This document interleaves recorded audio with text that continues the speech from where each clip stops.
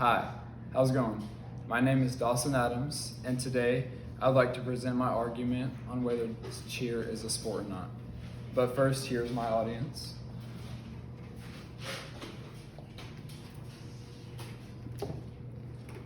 Hello, hello, hello, hello, hello, hello, hello, hello.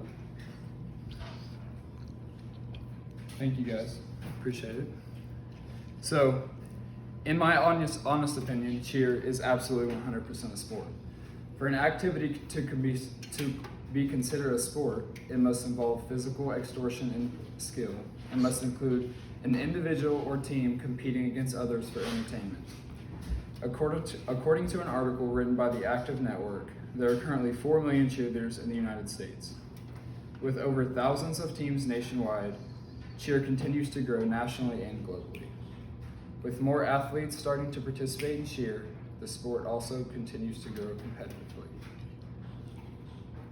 The biggest cheerleading competition of the year, NCAA, the All-Star Nationals, takes place each February in Disney World.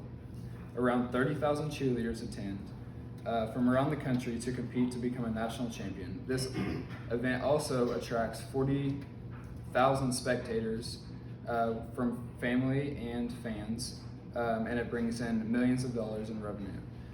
Cheer meets every guideline to be a sport by having teams and athletes competing against each other while bringing in millions of dollars from spectators. On top of that, the risk of injury is severely high for cheerleaders. I mean, how could you not consider it a sport? It really is amazing to watch these athletes flip and spin through the air with ease. They can get thrown up to 20 feet in the air when performing flips. Cheer has been proven to be the most dangerous sport in the world. There are over 25,000 reported cheerleading injuries that happen each year. Concussions are the most common, accounting for 31% of all injuries. One of the reasons cheer produces so many injuries is because of the amount of work required to perfect their craft. Cheerleaders practice for the same time and work just as hard as every single other big-name sport. On average, cheer squads practice from 10 to 15 hours a week.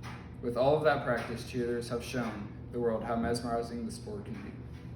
From my experience, at my high school, I've seen cheerleaders work extremely hard, and that work has paid off.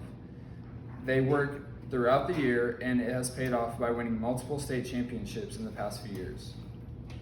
Tens of thousands of people travel from all over the country to watch cheer competitions. Cheerleading is a $2 billion industry in the US. In the US, there are two types of cheering, which are co-ed and all-girl. In these competitions, there are different categories that teams will compete in. The categories are based on whether the teams are registered all-girl or co-ed and how many athletes are on each team. Recently in Oklahoma, they have come out with a new style of cheering competitions. In 2014, Stunt the Sport was introduced and is becoming more prominent and supported worldwide. Stunt the Sport takes the skill-based and athletic aspects of cheerleading and presents them in a 4-quarter game. This rigid and structured game meets NCAA requirements and is also considered a sport at the high school and collegiate level.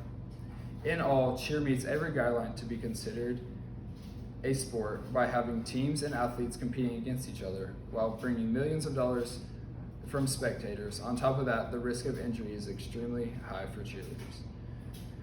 So from now on, when the question gets brought up in a conversation, you can argue for the right side. I mean, how can you not consider cheer a sport? Thank you.